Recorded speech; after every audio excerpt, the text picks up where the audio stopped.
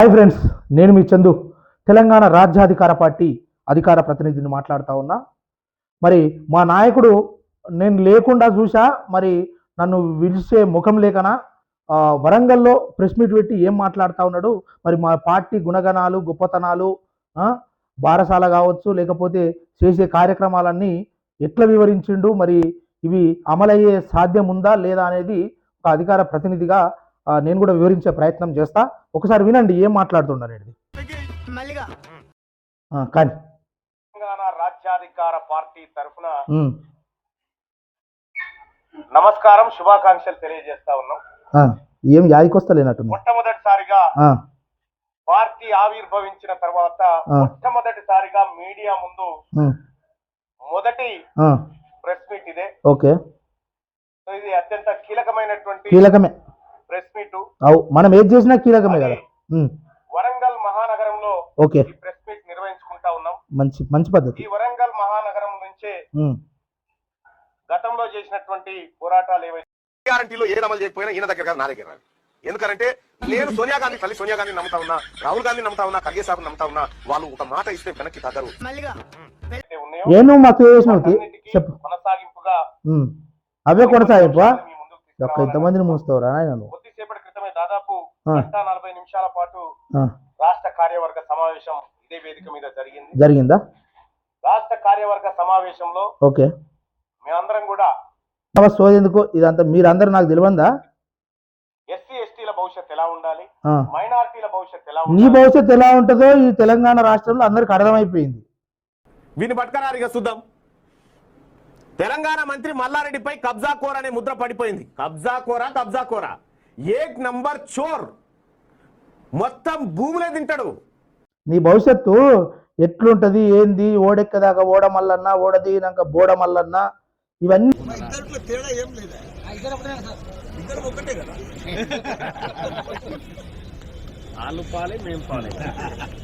ఇవన్నీ భవిష్యత్తు కార్యాచరణ, ఇవన్నీ అంగీలాగు, ఇవన్నీ అర్థమైతేనే ఉన్నాయి జనాలకు. గాడిద, మరి మన గాడిద మీకు ఎవరో ఎక్కుతుర్రు చూద్దాం. చెప్పు. అగ్రవర్ణ పేదలకు వాళ్ళు ఎక్కుతురా? ఈ పార్టీ ఎలాంటి భరోసా ఇవ్వబోతుంది, అన్ని అంశాల గురించి కూడా సుదీర్ఘంగా చర్చించాం. ఇది మేమందరం కూడా రాష్ట్ర కార్యవర్గం అంతా కూడా నీ సన్నాసి మాటలు బంద్ చెప్పినటువంటిది అదేంటంటే ఇది వరంగల్ డిక్లరేషన్. ఓకే, ఇంకేమన్నా డిక్లరేషన్ ఏదైతే కాంగ్రెస్ పార్టీ చెప్పిందో, కాంగ్రెస్ పార్టీ మనకేందే, మేము కూడా మనకి కొత్తది కదా. కామన్ మినిమం గా, అంటే మేము మా ఎజెండాలో భాగంగా కామన్ మినిమం గా ఈ అంశాల పాయింట్ అన్ని పాయింట్లు అయిపోయినాయి. వేరే చెప్పు. సో ఈ కార్యక్రమాన్ని దాదాపు 1:45 నిమిషాల పాటు ఎన్నిసార్లు చెప్తావురా నాయన ముందుకు పోతాం. అలాగే మొట్టమొదటిసారిగా మళ్ళనా చాలా మంది ప్రజలకు మా వర్గాల నుంచి, మా బీసీల నుంచి ఒక రాజకీయ పార్టీ ఆవిర్భవించింది. నిర్మాణ పార్టీ అని చెంచల్ కూడా జైలు దగ్గర ప్రకటిస్తా ఉన్నా, తీన్మార్ మల్లన్న పార్టీ పెడతా ఉన్నాడు. ఆ పార్టీ మా వర్గాలకు ఎలాంటి మంచి చేయబోతుంది అనేటువంటి ఆలోచనతో ప్రజలంతా ఉన్నారు. సన్నాసి పిల్లవుటకు ముందుకే కులగడ్డి పెట్టినట్టు ఆ పార్టీ పూర్తి స్థాయిలో ఇంకా రిజిస్ట్రేషన్ ఆ కార్యక్రమం అది కాక ముందుకే గాలిల మేడలు కట్టేటోడే, గంటకొక్క మాట చెప్పేటోడే, మైకు దొరికితే బాగా దంచేటోడే, మాటల్లో మత్తుల్లో ముంచేటోడే, వామ్మో ఈ దళాలు పాడుకోవాల్సిన అవసరం కూడా త్వరలో ఉంది. ఇక చెప్పి ఇంకేం చెప్తావు? ఈ సందర్భంగా మొట్టమొదటిసారిగా వరంగల్ డిక్లరేషన్ సందర్భంగా అయిపోయింది. చెప్పరాదు నువ్వు ముచ్చట. బీసీ బడ్జెట్ విషయానికి వస్తే చెప్పు. కామారెడ్డి డిక్లరేషన్ లో కామారెడ్డి కాదురా సన్నాసి, అంటే మళ్ళీ కామారెడ్డి కాడికి పోయినావు నువ్వు. రాత్రి ఎక్కువ అయితే ఇట్లే ఉంటది గోస. చెప్పు. ప్రచార కమిటీ నివేదిక ఆధారంగా తెలంగాణ రాష్ట్రంలో ఉన్నటువంటి ముస్లిం మైనారిటీలు లేదంటే ఇతర మైనారిటీ సోదరులు ఎవరైతే ఉన్నారో వాళ్ళని అప్లిఫ్ట్ చేయడానికి, అభివృద్ధి చేయడానికి ఆ సచార కమిటీ నివేదిక ఆధారంగా వాళ్ళకు ప్రత్యేక పథకాలు రూపొందించి జీవన ప్రమాణాలు పెంచాలని చెప్పి మేమంతా నిర్ణయం చేయడం జరిగింది. మీరంతా ఎల్లే ఉమ్మే జక్కే పోసే వీళ్ళంతా కలిసి ఇప్పుడు విన్నారు కదా. ఇప్పుడు తెలంగాణ రాష్ట్రంలో ఉన్నటువంటి ముస్లిం మైనార్టీలతో పాటు ఇతర మైనార్టీలను కూడా ఈ తెలంగాణ రాష్ట్రంలో వీళ్ళని అభివృద్ధి చెందడం కోసము వీళ్ళకి ఏమేమి కార్యక్రమాలు కావాలి, ఏం కథ కావాలి అనేది ఈ తెలంగాణ రాజ్యాధికార పార్టీ అనేది అధికారంలోకి వచ్చిన తర్వాత మరి కొత్తగా పథకాలు సృష్టించి వీళ్ళను మేలు చేయడం కోసము ఈ కార్యక్రమం చేస్తాడట. మరి నాయనా నువ్వు ఇన్ని రోజులు నువ్వు ఏమేమి మాటలు చెప్పినావో ఆ 7200 నిర్మాణ పార్టీ లేకపోతే అంగిలాగు సిద్ధాంతము, ఎస్సీ ఎస్సీ బీసీల నాయకత్వం వర్ధిల్లాలి, ఇవన్నీ మాట్లాడినవి నువ్వు ఇప్పుడు నీ నాలుగనో తాటిమట్టనో తర్వాత మాట్లాడుకుందాం కావచ్చు, కానీ నువ్వు నీ పక్కపొంటి ఉన్నోడిని లేకపోతే గతంలో నీ ఇట్లా ప్రెస్ మీట్ల పాల్గొన్న వాళ్ళను ఇద్దరిని వాతలను చూపిస్తావా? లేకపోతే ఏబీసీ కన్నా నువ్వు న్యాయం చేసి అయ్యా నాయనా నేను ఒక 200-300 కోట్లు సంపాదించిన మీరు 2-3 లక్షలు తీసుకోర్రి అని ఓ 10 మందిని అట్లా ఏమైనా బాగుపరిచిన సాంకేతికాలు ఉన్నాయా అంటే ఇక చెప్పనీకి శరం లేకుండా అయినటువంటి ఇజ్జత్ ఉండాలన్నట్టే ఉంటుంది నీ భాగవతం అంతా. సరే ఇంకేం మాట్లాడుతున్నావు విందాం. ఇక వీళ్ళని ఉద్ధరిస్తావు కానీ అందరిని ఉద్ధరిస్తావు కానీ చెప్పు. అలాగే 8 కాడికి పోయిందా పాయింట్ ఏది మన ఏది నువ్వు పాయింట్ అనబడితివి అంగిలాగా అంటివి మళ్ళీ పాయింట్ కాడికి వచ్చిందా చెప్పు పాయింట్ ఏదో. వైద్య రంగాల్లో జనాభా దామాషా ప్రకారం రిజర్వేషన్ ఎట్లా బీసీలు 42 ఉన్నారనేటువంటి మాట కాంగ్రెస్ పార్టీ ఏదైతే 42 అన్నారో 42 కాదా మేము ఎంతుంటే మాకంత ఎంతున్నావు మరి నువ్వు ఓసీలు ఎంత ఇప్పుడు నీకన్నా లెక్క చెప్పనీకి ఏదో ఒకటి ఉద్దర మాట చెప్తావు కదా, మరి మేమెంతో మాకంతా అనే మాట చెప్తున్నావు కదా, ఎంతున్నావు అనేది నువ్వు లెక్కలు తెలియకుండానే పెట్టినావా? ఏదో ఒకటి అడ్మిర్ గుడ్డ దెబ్బ 7200 అంటే ఏందో తెలుసా, 7200 అంటే ఏందో తెలుసా అన్నవి ఇవాళ ఒక్కొక్క పుట్టిన పిల్లగానికి కాడికి లెక్క తీసుకొని నీకు గాయంతో తెలియదు. ఏదో ఒకటి చెప్పాలి నువ్వు, కానీ నువ్వు ఇంకేం చెప్తున్నావు విన్నాం. మన బీసీ పార్టీ అంటే కదా నాయన, మళ్ళీ ఎస్సీలు ఎస్టీలు మళ్ళీ ఈ రెడ్డోళ్ళు ఈ కథ ఎందుకు మనకు, మన పార్టీ అది కాదా? సరే ఓకే చెప్పు. జనాభా తమాషా ప్రకారం అందరికి ఫలాలు అందాలి, విద్యా ఉద్యోగాలలో వాళ్ళకు రావాల్సినటువంటి జనాభా ఆధారంగా రిజర్వేషన్ పంపిణీ కావచ్చు. కానీ ఒక పని చేద్దాం, ఫస్ట్ నీ దగ్గర ఉన్నటువంటి 200-300 కోట్లు నీ పేరు మీద లేవేమో, ఇట్లా కొంత ఆగం ఉన్న పైసలేమో కాంగ్రెస్ పార్టీకి రాసిస్తున్నా అని వాళ్ళకి ఎగరామం పెట్టింది. ఇప్పుడు మళ్ళా నువ్వు ఇవన్నీ చెప్తే ఇక నమ్మాం, మరి నమ్మాలి, ఎట్లా నమ్ముతారో మరి శిక్షరం ఉంది. కానీ సరే కానీ అంశం ఇక 9వ అంశానికి వస్తే ప్రైవేట్ రంగంలో కూడా రిజర్వేషన్లు అమలు చేయడంతో పాటు స్థానికతకు గుర్తింపునిచ్చే విధంగా పాలసీలను తయారు చేసే విధంగా. స్థానికంగా అంటే ఎట్లనైనా ఇప్పుడు నువ్వు మాదాపురంలో ఉన్నావు అనుకో, మీ ఊరి కాడ తుర్కపల్లికి అంటే ఆలేరు కాన్స్టిట్యున్సీ కోటేస్తావు. ఇప్పుడు ఉప్పళ్ళు ఉన్నావు అనుకో, ఇటు మల్లారెడ్డి కోటేస్తావు. నువ్వు అంటే ఏడ స్థానికము ఏంది నాకేం అర్థం కాలే ఈ ముచ్చట, మరి జనాలు వినటోళ్ళకి ఏం అర్థమవుతుందో నాకు తెలియదు. నువ్వే 2 దిక్కులు అటు ఇటు తిరుగుతావు కదనే, ఏ స్థానికం? ఇప్పుడు నీకు ఆలేరు టికెట్కు నువ్వు అర్హుడివా లేకపోతే మేడ్చల్ టికెట్కు అర్హుడివా? నువ్వు ఏంది చెప్పు. రేపట మా తెలంగాణ రాజ్యాధికార పార్టీ పూర్తి స్థాయిలో చిత్తశుద్ధితో పనిచేయబోతాం. అలాగే మరీ ముఖ్యంగా చెప్పు, ఇవాళ తెలంగాణ ప్రాంతంలో ఎక్కడ చూసినా ఏ కుటుంబం చూసినా ఆర్థికంగా ఛిద్రమైతుంది 2 రంగాల వల్ల. వాస్తవమే. విద్య, రెండోది వైద్య రంగం వల్ల ఛిద్రమవుతా ఉంది. నిజం ఇది ముచ్చట. తెలంగాణ రాష్ట్రంలో ఉన్నటువంటి ప్రతి ఒక్కరికి కార్పొరేట్ లెవెల్లో ప్రతి ఒక్కరికి అంటే ఆరోగ్యం మంచిగా ఉన్నా కానీ వైద్యం అందిస్తావా? ఏం పుచ్చుకున్నాను అట్లా చెప్పక నాయన, ఆరోగ్యం బాగాలేని వాళ్ళకి అని చెప్పు. చెప్పు. ఉచిత విద్యను అందించడం, కార్పొరేట్ లెవెల్లో ఉన్నటువంటి బీసీలకు ప్రతి ఏడాది 1,00,000 కోట్ల రూపాయలను బడ్జెట్ లో కేటాయించే విధంగా మేమందరం తీర్మానం చేయడం. ఇక మంది ముఖాలు చూడబడుతుంది, వాళ్ళందరూ లేరా ఏంది తీర్మానం చేసేటప్పుడు? అటు ఇటు దొంగోడుగా సూపులు చూసినట్టు మేమందరం తీర్మానం చేస్తున్నాము. ఇప్పుడు నువ్వు గతంలో చెప్పినట్టే ఉంటుంది కదా మనది. ఇప్పుడు అందరినీ మన మీటింగ్ ఉంది, ఇది ఉంది, లొటపీస్ ఉందని పిలిచి కేసీఆర్ కదా చాయ్ బిస్కెట్లు తాయిపించి తినిపించి పంపిస్తాడు చూడు, అదే కదా మనది. మనం సేమ్ డిట్టే కదా. నేను చెప్తా ఎందుకు అనేది చెప్పు. అలాగే తెలంగాణ రాష్ట్రంలో తెలంగాణ రాష్ట్రమే కదా ఓని అమ్మ బీసీ కుటుంబాలు ఓకే చాలా ఉన్నాయి. ఎందుకు ఆలోచిస్తున్నావు చెప్పు. ప్రకారం మీ లెక్క ప్రకారం ఏదో ఒకటి చెప్పు. 18 లక్షల పైచిలుకు కుటుంబాలకు భూమి లేదనేది మాకు తేలినటువంటి అంశం. సరే మంచిది. కాబట్టి ఆ ప్రతి కుటుంబానికి 2 ఎకరాల చొప్పున భూ పంపిణీ చేయడానికి మా పార్టీ తరఫున నిర్ణయించుకోవడం జరిగింది. అరే సన్నాసి, ఒక్క చిన్న మాట రా భయ్, నాకైతే భూమి లేదు, నీకు తెలిసిన ముచ్చట్ని. ఇప్పుడు నీకున్నటువంటి భూమిలో నీ ఏదైతే 50 ఎకరాలు దాకా ఉన్నదో అందుకే ఫస్ట్ నాకు 2 ఎకరాలు ఇవ్వు. ఇక తర్వాత ఈ జనాలందరూ నమ్ముతారు, ఈ జనాలందరినీ కూడా మనము నమ్మించే ప్రయత్నం చేద్దాము. ఎందుకంటే ఆ 2 ఎకరాలు ఫస్ట్ నా పేరు మీద చెయ్యి, చేస్తే నువ్వు నిజంగానే బీసీలకు అరే నిజంగానే ఇస్తాడు రా భయ్, పార్టీ ముంగట పడేదే ఉంది. ఇది ఈ మంత్రి పదవి కోసము ఇదో ఏషం కట్టిన ఏషమేం కాదు. లేకపోతే తెలంగాణ రాష్ట్రంలో తెలంగాణ నినాదం సమయంలో కేసీఆర్ కదా, కేసీఆర్కు మన తెలుగుదేశం పార్టీ మంత్రి పదవి ఇవ్వకపోతే ఆయనే ఆ పార్టీ సభ్యత్వానికి అదే ఎమ్మెల్యే పదవికి రాజీనామా చేసి టీఆర్ఎస్ పార్టీ పెట్టినట్టుగా నువ్వు ఇప్పుడు రిజర్వేషన్ రాదని నీకు తెలుసు ఎమ్మెల్యే కోటాకు సంబంధించి, అదేవిధంగా నీకు మంత్రి పదవి రాదని తెలిసి ఈ బీసీల అనే నినాదాన్ని చాలా గట్టిగా నీ మనసులో పెట్టుకొని బయటికి ఆడుతున్నటువంటి ఓ నాటకంగా నిన్ను బీసీ సీఎం చేస్తారన్న ఏదైతే ఉద్దేశంతో ఉన్నావో చూడో, అదే నిజం అనుకుని నువ్వు నమ్ముతా ఉన్నావు. రాబోయే పరిణామాలను ఎదుర్కోవాల్సి ఉంటుంది. ఫస్ట్ అయితే ఆ 2 ఎకరాలు 2 ఎకరాలు పంచాలంటే నీ పేరు మీద లేదేమో, ఇట్లా కొంత ఆగముంది. మరి ఎట్లా అంటావు? ఓళ్ళనకు ఇప్పుడు వాళ్ళ పేరు మీద నా పేరు మీద ఏమైనా చేస్తావా? మరి చేసినాక మాట్లాడాలి దొంగ. నువ్వు అప్పటిదాకా ఈ 2 ఎకరాలు అంటే నమ్మం. ఎందుకంటే నువ్వు మీ నాయన వాటకు 2 ఎకరాలు వచ్చింది, అది మనసులో పెట్టుకొని ఇవన్నీ చెప్తున్నావు అని నాకు తెలుసు. కానీ నీ వాట అద్దెకరమే. ఆ అద్దెకరం కూడా ఎట్లా అయింది, ఏంది, ఏం కథ అవన్నీ మనం తర్వాత మాట్లాడుకుందాం. కానీ ఆ 2 ఎకరాలు అయితే నాకు వంచే ప్రయత్నం చేరా చెప్పు. అలాగే మా పార్టీ మీ పార్టీ బీసీల సంక్షేమమే కాదా?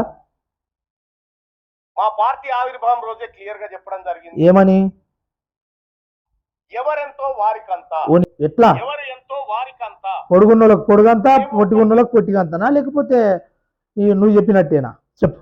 లాక్కోవడానికి రావట్లేదు. అక్క వాళ్ళకి తెలియబట్టి నువ్వు లాక్కోనికి వస్తున్నావా, గోక్కోనికి వస్తున్నావా, నీ వెనకాల ఏమేమి ఉంది, నువ్వేమేం చేస్తున్నావు, ఓనికి ఏం తెలుస్తుంది చెప్పు. వాళ్ళకి తెలుసా? నువ్వు చెప్పింది వింటారు. సపరేట్గా చెప్పు జల్దీ చెప్పు. కానీ మీరు తీసుకుంటే మాది మేము తీసుకోవడానికి ఏంది అది? ఏంది సన్నాసి మాటలు? మంచి వాళ్ళకి వస్తుందని అంటారు. నీకు రావద్దా మంత్రి పదవి? చెప్పు చెప్పు. మేము ఎవరికి శత్రువులు కాదనేటువంటి మనకు రెడ్డోలి శత్రువు వంటివి, కాంగ్రెస్ పార్టీ శత్రువు వంటివి, బీజేపీ పార్టీ శత్రువు వంటివి, బీఆర్ఎస్ శత్రువు వంటివి, మళ్ళీ ఇప్పుడు ఇలా శిక్షరం తప్పి మళ్ళీ వాళ్ళు శత్రువు కాదంటే ఎట్లా నమ్మేది? యుద్ధానికి పోవాలంటే మనకు శత్రువు ఉండాలి కదా. శత్రువును బరిగీసి గీత గీసుకొని మనం యుద్ధం చేయాలి. కానీ మళ్ళీ నాకు శత్రువు లేడు, ఎవరన్నా ఆడిస్తురా ఏంది నేను డ్రామా? నీకంటే పెద్ద డ్రామాగాడు ఉంటాడా? చెప్పు. అందులో భాగంగా భాగమే తెలంగాణ రాజ్యాధికార పార్టీలో చెప్తావా? పార్టీ పేరు ఇజ్జత్ పోతుంది. మా శివవీర్ రెడ్డి గారు అలాగే ఎస్సీ ఎస్టీలకు కూడా సముచిత న్యాయం కల్పించినాం, కల్పించినాం. ఇక అలాగే ఇప్పుడు మొట్టమొదటిసారిగా ఎప్పుడు Congress party, BJP party, BRS పార్టీలు తమ మేనిఫెస్టోలో ఇప్పుడు ఏదో ఇష్టపెట్టాట కోళ్ళకేమో పోయిందట. నీ ముచ్చట చెప్పురాబాయ్ అంటే నువ్వు Congress party, BJP party, BRS party వాళ్ళకి చిత్తశుద్ధి లేదు, మన బీసీల కోసం ఏం చేయరు. నువ్వేం చేస్తావు చెప్పు. వాళ్ళు కట్టే పెట్టుకుంటారా, నీకు పెడతారా? తర్వాత ముచ్చట కాదు, నువ్వు చెప్పు, నీ ముచ్చట చెప్పు. అగ్రవర్ణ పేదల గురించి ఆలోచించిన పాపాన పోలేదు. నీకు అగ్రవర్ణంలో వాళ్ళు ఓటు వేయనప్పుడు సన్నాసి, మనకు ఓటే అవసరం లేదని చెప్పినటువంటి సన్నాసి నువ్వు మళ్ళీ వాళ్ళ గురించి మనమేం ఆలోచన చేసుడే అంటే గెలిచేదాకనా? మొట్టమొదటిసారిగా కామారెడ్డి డిక్లరేషన్ లో ఏడరు ఇదేంద్రో నాయన. మళ్ళా వరంగల్ పోయి కామారెడ్డికి పోతివి, ఏమైంది? రాత్రి ఏమైనా గడిబిడైందా? నిద్ర పోయినావా లేదా? చెప్పు ఏందో. రాజ్యాధికార పార్టీ కామారెడ్డి డిక్లరేషన్ రాజ్యాధికార పార్టీ, మళ్ళా వరంగల్ మర్చిపోయినావు. ఇల్లు లేని అగ్రవర్ణ పేదలకు ఇల్లు కట్టించి తాళం చేయి వాళ్ళ చేతిలో పెట్టడానికి విన్నారు కదా ప్రజలారా. ఉద్దేశం ఏంటంటే ఇప్పుడు ఎస్సీ ఎస్టీ బీసీలందరికీ ఈ ప్రభుత్వాలన్నీ ఇల్లులు అవి ఇవన్నీ సమకూర్చినాయి. ఈయన వచ్చింది ఎవరి కోసమయ్యా అంటే పేదలుగా ఉన్నటువంటి అగ్రవర్ణ పేదలుగా ఉన్నటువంటి ఎవరైతే ఉన్నారో ఆయనకి ఇల్లు కట్టి ఆయన లోపల తోలి తాళపు చేయి, మరి ఎట్లా వెండిదా, బంగారిదా, ఇనుపదా, ఏది కొనుక్కొచ్చిస్తావు, తాళపు చేయాల చేతిలో పెడతాడట. నీ చేతిలో ఓడి పెట్టకపోయేపటికేనా ఇదంతా నువ్వు పెట్టుకుంటేగా నాయన చూపి అన్న అది ముచ్చట ఏది డబుల్ బెడ్రూమ్ దరఖాస్తు పెట్టుకుంటేగానే ఉన్నదా లేదా వచ్చిందా మరి నీకు మీ ఊర్లో ఇంటికాడ చెప్పు ఏమైంది పంచదా ఏమన్నా చెప్పు ఇల్లు కట్టించి తాళం చేయి వాళ్ళ చేతిలో పెట్టడానికి మేమంతా నిర్ణయం తాళం చేయి పెడతావా ఇంకేమైనా పెడతావా అగ్రవర్ణ పేదల్ని ఆ విధంగా ఆదుకుంటాం ఇప్పుడు మన అంటున్నాడు మనల్ని ప్రశ్నిస్తే ఇదంతా ఆగమని చెప్పాలి కానీ పుసుకునేమన్నా అనేవు వాడ మైక్ వినబడుతుంది కానీ ఆగు జయశంకర్ సార్ జాతి పిత అని చెప్పడం అంటే ఈ ఉద్యమానికి నువ్వు చెప్పినట్టే నాయన తెలంగాణ రాష్ట్రంలో నువ్వు ఎన్ని చెప్పినవో పెరడగైండు మైదానాల్లో మంది వట్టొద్దు అర్థమైందా కుసున్న కాడికి ఆ డబ్బాలు రావాలి పెరడు మైదానంలో మంది పట్టొద్దు అంత మంది చేస్తుంది అంతమందిని తీసుకొస్తా బ్యాలెట్ బాక్సులు అక్కడికే తెప్పిస్తా మీరు పోలింగ్ స్టేషన్ దాకా మాటలు ఇన్నోడేడుండో ఆ కొత్త బట్టలు లేకనే పాత బట్టలు చింపుకోరు మరి కొత్త బట్టలు ఉండి పాత బట్టలు చింపుకోరు అని కొంతమంది బర్వాతలను తిరుగుతురట ఆ అంగిలాగు నీ ఏదైనా ఉంటే ఇయ్యి నీ కూడా అడుకునేగా ఒకటి వాళ్ళకు కీలకమైన గౌరవం ఇవ్వడం అవు అవు నిజమే మొదటి పాయింటే అది పాయింటే అది ఇంకొక విషయం పదో పాయింట్ లో ఇంకొక పాయింట్ ఏమి వద్దు నువ్వు పాయింట్లు వద్దు రా పాయింట్లు వద్దు చెప్పు చెప్పు సన్నాసి ఈ తెలంగాణ ప్రభుత్వం ఏం చెప్తా ఉంది ఏమని చెప్తుంది లోకల్ బాడీ ఎన్నికల్లో క్రాస్ కాలేదు విద్యా ఉద్యోగాల కడ క్రాస్ అయింది అవు మరి ఇవో ప్రజలారా ఒకటే మాట విద్యా ఉద్యోగాలు ఈ కథా కారకణ ఈ మనోడు ఏదైతే సన్నాసి ముచ్చట చెప్తా ఉన్నాడో నేను ఇంతకుముందు చెప్పినట్టుగానే ఇదో పైరవి కట్టిండు ఈ మంత్రి పదవి 42 రిజర్వేషన్ అనేది 100% రాదు వస్తే స్థానిక సంస్థలకు సంబంధించి వస్తుంది తప్పితే అదే ఈ ఉద్యోగాల రీత్యా కావచ్చు లేకపోతే ఎమ్మెల్యే పదవుల విషయంలో కావచ్చు ఇది మాత్రము 42% అనేది వచ్చి తీరదు మనోడు వేషం కట్టింది వేరే వేషం ఉంది అది నేను తర్వాత చెప్తా ఇప్పుడైతే మొత్తానికి ఈ ప్రెస్ మీట్ ను కంప్లీట్ చేసే ప్రయత్నం చేద్దాం కాంగ్రెస్ పార్టీ మా దాంట్లో విలీనం చేస్తామన్నా ఒప్పుకుంటాం అరే ఎన్నుకున్న వాళ్ళంతా ఇట్లా సప్పట్లు పెట్టి చేతిలో పట్టుకొని నోట్లో పెట్టుకుర్రా మొత్తం సిగ్గుసేరం లేని మనిషి వీనికి టికెట్ కావాలని కాంగ్రెస్ పార్టీ ఎమ్మెల్యే టికెట్ కావాలని కాళ్ళ ఏళ్ళ జానారెడ్డిది ఉత్తమ్ కుమార్ రెడ్డిది 4 గోడల మధ్య పాయింట్ ఇప్పిర్రా ఏమైంది అది నాకైతే తెలియస్తుమా అనగానే ఇన్న మాట అదే చెప్తా ఉన్నా ఓ టికెట్ కోసం దానిలో ఆయన సన్నాసి ఇలా కాంగ్రెస్ పార్టీని అయితే ఈయన దాంట్లో విలీనం చేయనట సిపాయి మాటలు ఇదే దళాలని పేరు ఎందుకు వచ్చిందంటే ఇందుకు వస్తుంది మావాడు నన్ను అధికార ప్రతినిధి పెట్టి ఒక పార్టీ అధినేత మాట్లాడాల్సిన మాటలేనా ఏదైనా ఉంటే నేను మాట్లాడతా కదా నాకంటే ఎక్కువ తెలుసా వాళ్ళకు నీ గురించి నేను చెప్తా కదా చెప్పేది విననేనవా నీది నువ్వే వాళ్ళని కలుపు సన్నాసి మాటలు బంద్ చేసి చెప్పు ఇంకా వైపు మాతో కలిసి రావడానికి మాతో కలిసి రావాలంటే మా నైతికత ఉండాలి నీ లెక్క లంగాలు చాలా పంగిబడిగా నలుగురు నాది కుమారులరా అనే ముచ్చట ఉండాలి నీది నీ లెక్క ఉంటేనే ఎవడైనా సాధ్యపడతాడు అందుకోసమే నీ వేసమే నీకు తిరిగేసే ప్రయత్నం చేద్దాం చెప్పు నీకు లోటపీస్తుంది చెప్పు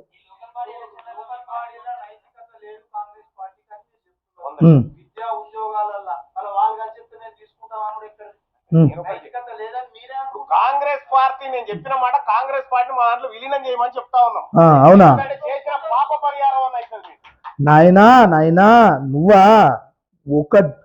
ఏడేడ ఏం తీసుకున్నావు ఏడేడ కథ చేసినావు ఇవన్నీ వేసాలు నీకు తెలివయా నాకు తెలివయా నువ్వు సన్నాసి మాటలు ఈ ప్రెస్ మీట్ పెట్టి మన పార్టీ గొప్పతనం ఏందో చెప్పరా నాయన అంటే పిల్లగుట్టకు ముందుగా కులగట్టినట్టు మా పార్టీ మా కార్యవర్గ సమావేశంలో నిర్ణయం తీసుకుంది అది తీసుకుంది ఇది తీసుకుంది మనోడు వేసుకుంటాడు అంటే గాలిలో మేడలు కట్టుడు చెట్ల మీద ఇస్తరాకులు కుట్టుడు ఇదే వేషం ఉంటుంది మళ్ళా పొద్దుగాల వరకన్నా దొరికితే పాపం గిట్టే తాగిసి మీటింగ్ పెట్టిండు ఇక పెట్టి ఇక అన్న నువ్వు ఇటలన్నా నువ్వు దీనికి ఈ పదవి ఉండాలి ఇంకో ఆయనకి ఈ పదవి ఉండాలి మీరు అందరూ తీసుకోరే అన్నాడు వాళ్ళని బ్యాక్ సైడ్ అన్నీ సపరేట్గా పొద్దుగాల నుంచి ఫోన్ చిక్కాపు ఇక ఢిల్లీ పైరవులు ఇక నాకు టికెట్ దక్కింది ఇక రేవంత్ రెడ్డి అడ్డుకుంటుండు అటు సోనియా గాంధీ ఏమో ఇయ్యాలి అని తెలుగులోనే చెప్పింది కానీ రాహుల్ గాంధీ ఒకడు నేను ఆయన చూడకపోతే ఆయనను ఎట్లిద్దామని ఆయన అన్నాడు. కానీ మల్లికార్జున ఖర్గే పెద్దగా ఆయనదే ఉంది తెలంగాణ రాష్ట్రంలో. మీరు ఏమనుకున్నారు పుసుకున్న యూట్యూబ్ ఛానల్ ఆయనదే ఉన్నది. ఇక మరి ఆయన చెప్పాలి మనకు మన పార్టీ గురించి అంటే అప్పుడు భుజాల మీద వేసుకొని అంతకు ముందుకే ఒక ప్యాకేజ్ మాట్లాడుకొని రైతులతోటి ఆ మిగిలిన కొంతమంది అంటే చాలామంది మంచోళ్ళ మధ్య కొంతమంది బానిసలతోటి ఆయన మన ఈ పక్క రాష్ట్రమైనటువంటి ఈ ఛత్తీస్గఢ్ రాష్ట్రానికి పోయి ఆడ రైతులతోటి ఏదో ఆడ రాష్ట్రం కాంగ్రెస్ ప్రభుత్వం బాగా గొప్పగా చేస్తుంది, ఇది మీరు చూసి నేర్చుకోవాలి, సిగ్గుందా కేసీఆర్ అనే మాటలు విపరీతంగా మనోడు దంచుకుంటుంటే ఉపన్యాసాల మనోడిని మించినోడు లేడు అని మనోడు అనుకుంటాడు. కానీ చాలామంది యూట్యూబ్ను చూసుకొని నమ్ముకునేటోళ్ళు మాత్రం కూడా అనుకుంటారు. కానీ అసలు ముచ్చట ఏందనేది చాలామందికి తెలుసు. ఆ మేధావులందరూ బయటకు వచ్చే కాలం మొదలైంది. సరే చెప్పు, ఏం చెప్తున్నావు? పాప పరిహారం అన్న అవుతుంది కాంగ్రెస్. నీకంటే నీ పాప పుణ్యాలు నీ ఎమ్మన్నే ఉంటాయి కదా, పక్క పంటో వెనుకనో ముంగట్నో నీ లోపట్నో ఏదో రకంగా ఉంటాయి. అందరికి గట్టే అనుకో. చెప్పు. ఇచ్చిన హామీలు నిలబెట్టకుండా తప్పు చేసినవయ్యా, తప్పుకు పరిహారంగా మీ బీసీ లెటరే నడిచి వస్తామని వస్తే సన్నాసి కాదురా భయ్. ఒకటే చిన్న మాట, నీ ఛానల్లో నీదింత పెద్దగా ఉందని నువ్వు ఈ తెలంగాణ రాష్ట్రంలో ఉన్నటువంటి ప్రజలకు నువ్వు ఏం హామీ ఇస్తీవి? ఇగో కాంగ్రెస్ పార్టీ చేస్తా అన్నటువంటి హామీలకు నాది బాధ్యత ప్రజలారా, మీరు కాంగ్రెస్ పార్టీని గెలిపేయండి ప్రజలారా. అప్పుడు ఏమైనా నోట్లు ఏమైనా పెట్టిర్రా, చేతులు ఏమైనా పెట్టిర్రానే? అంటే నోట్లే థమ్సప్ పోసిర్రా, చేతుల పైసలు పెట్టిర్రా? ఎట్లా ఏ రకంగా మాట్లాడితే మరి అది నోరు కాదా, తాటిమట్టనా? ఎన్ని దేశాలు కడతావు నాయనా? చెప్పు, ఇంకా నువ్వు చెప్పు.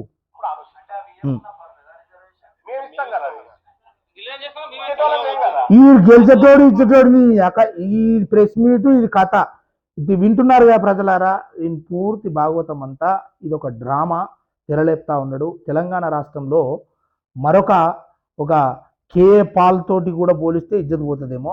కేఏ పాల్ కంటే అధ్వానంగా తయారయ్యే క్యాండిడేట్ ఫ్యూచర్లో కూడా ఉన్నాడురా అంటే ఇగో మన మల్లేశం, దళాల్ మల్లేశమే అవుతాడు. అది 100% చెప్తా ఉన్నా. కన్నున్న వాళ్ళు అందరూ చూస్తారు ఫ్యూచర్లో. మళ్ళీ మనోడు చెప్పినా చెప్తాడు. ఇప్పటికి నాకు 43, 60-70 సంవత్సరాల వాళ్ళు ముఖ్యమంత్రి అవుతుర్రు. కానీ ఇంక 20 సంవత్సరాలు అవసరం అనుకుంటే నేను ఈ ప్రజల కోసం కొట్లాడతా అని కూడా చెప్తాడు. ఈ సన్నాసితో అయ్యేది లేదు, పీకేది లేదు. ఈ ప్రెస్ మీట్ బంద్ చేసుకొని ఆయన ఇజ్జత్ పోతుంది. ఆడ 19, 15,000, 18,000 వ్యూస్ లేవు. ఇన్ని మాటలు ఓడింటున్నా అనేది నువ్వే తెలుసుకో తెలంగాణ ఈ రాష్ట్రంలో. థ్యాంక్ యూ మిత్రులారా. మన ఛానల్ని సబ్స్క్రైబ్ చేసుకోండి, షేర్ చేయండి, కామెంట్ చేయండి.